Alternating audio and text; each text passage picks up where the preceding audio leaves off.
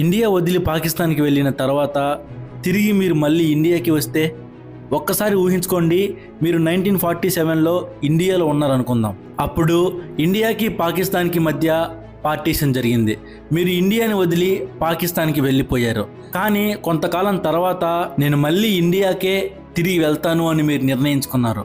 కానీ మీరు ఇండియాకి తిరిగి వచ్చినప్పుడు మీరు ఇండియాలో సిటిజన్ అవుతారా, లేక ఇండియాని వదిలి ఒక్కసారి పాకిస్తాన్కి వెళ్ళారు కాబట్టి ఇక్కడ మీ ఇండియన్ సిటిజన్షిప్ పోతుందా? ఈ ప్రశ్నకు సమాధానం చెప్పే ముఖ్యమైన provision article number 7. Yes, the journey of Indian constitution అనే సిరీస్లో ఈరోజు మనం ఆర్టికల్ నెంబర్ 7 గురించి తెలుసుకోబోతున్నాం. Hi everybody, welcome to everyday podcast. నేను మీ సింగనమల చందు. ఇక్కడ రియాలిటీ ఓట్స్కి లేదు ఎండు. అసలు సమస్య ఏంటంటే 1947లో పార్టీషన్ సమయంలో లక్షలాది మంది ప్రజలు ఇండియా నుంచి పాకిస్తాన్కి, పాకిస్తాన్ నుంచి ఇండియాకి వెళ్ళారు. కానీ అప్పుడే ఏర్పడ్డ 2 కొత్త దేశాల ముందు ఒక పెద్ద సమస్య వచ్చింది. అదేంటంటే ఎవరు ఏ దేశానికి సిటిజన్ అవుతారు అని. అయితే ఈ ప్రశ్నకు మన భారత రాజ్యాంగం ఆర్టికల్ నెంబర్ 5, 6 అండ్ 7 ద్వారా కొన్ని రూల్స్ పెట్టింది. ఈ ఆర్టికల్ 7 అనేది ఎవరి గురించి మాట్లాడుతుందంటే ప్రధానంగా ఇండియా నుంచి పాకిస్తాన్కి వెళ్ళిన వ్యక్తుల గురించి మాట్లాడుతుంది. అంటే ఇక్కడ ఒక వ్యక్తి పార్టీషన్ సమయంలో ఇండియా నుంచి పాకిస్తాన్కి వెళ్ళిపోయాడు. అలాంటి వ్యక్తిని సాధారణంగా కాన్స్టిట్యూషన్ ప్రారంభమైనప్పుడు ఇండియన్ సిటిజన్గా ఆర్టికల్ నెంబర్ 5 లేదా ఆర్టికల్ నెంబర్ 6 కింద పరిగణించారు. కానీ ఇక్కడ ఒక ట్విస్ట్ ఉంది. అతను పాకిస్తాన్కి వెళ్ళాడు, కానీ తర్వాత తిరిగి ఇండియాకి రావాలనుకున్నాడు. అయితే ఇక్కడ కాన్స్టిట్యూషన్ ఒక ఎక్సెప్షన్ ఇచ్చింది. అతను రీసెటిల్మెంట్ లేదా పర్మనెంట్ రిటర్న్ కోసం అవసరమైన పర్మిట్తో ఇండియాకి తిరిగి వచ్చి ఉంటే అతని సిటిజన్షిప్ని ఆర్టికల్ నెంబర్ 6లోని కండిషన్స్ ప్రకారంగా పరిశీలించవచ్చు. అంటే పాకిస్తాన్కి వెళ్ళడం, తిరిగి మళ్ళా ఇండియాకి రావడం, సరైన పర్మిట్, ఈ మొత్తం సిచ్యువేషన్ అనేది చాలా ఇంపార్టెంట్. ఫర్ ఎగ్జాంపుల్ మీకు చెప్పాలంటే ఒక రాజేష్ అనే వ్యక్తిని అనుకుందాం.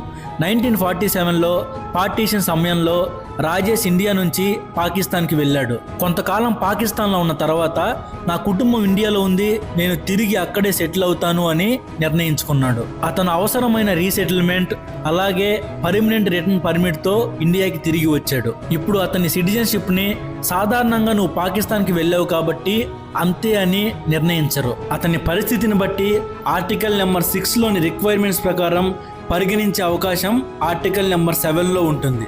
ఒక్క లైన్లో చెప్పాలంటే ఆర్టికల్ నెంబర్ 6 అనేది పాకిస్తాన్ నుంచి ఇండియాకి వచ్చిన వారి గురించి, అదే ఆర్టికల్ నెంబర్ 7 అనేది ఇండియా నుంచి పాకిస్తాన్కి వెళ్ళిన వారి గురించి.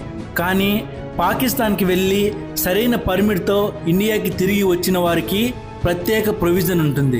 ఇక్కడ మీరు ముఖ్యంగా గుర్తుపెట్టుకోవాల్సింది ఏంటంటే ఈ ఆర్టికల్ నెంబర్ 7 అనేది ఇప్పుడున్న మన కాలానికి చెందింది కాదు.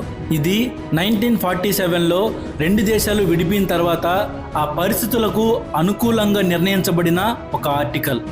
ఒకవేళ ఈ వీడియో మీకు అర్థం కాకపోతే ఈ వీడియోని సేవ్ చేసుకొని తర్వాతైనా వినండి. అలాగే రాబోయే తర్వాత ఎపిసోడ్లో అసలు ఆర్టికల్ నెంబర్ 8 అంటే ఏంటో తెలుసుకుందాం. సమాజ పరివర్తనకై నా ఈ పాడ్కాస్ట్ అనే చిన్న ప్రయత్నం. ఈ పాడ్కాస్ట్ వీడియోని ప్రతి ఒక్క ఇండియన్కి తప్పకుండా షేర్ చేయండి. అలాగే మీ ఇంట్లో చిన్నపిల్లలుంటే రోజుకు ఒక ఆర్టికల్ చొప్పున వాళ్ళకి ప్రతిరోజు ఒక వీడియోని చూపించండి. చివరిగా ఒక్క మాట, సమాజంలో మార్పు రావాలంటే అది ముందు మన దగ్గర నుంచే స్టార్ట్ అవ్వాలి. గుర్తుపెట్టుకోండి, మర్చిపోకండి. రేపు సాయంత్రం 6 గంటలకి మరొక పాడ్కాస్ట్ వీడియోతో మళ్ళీ కలుద్దాం.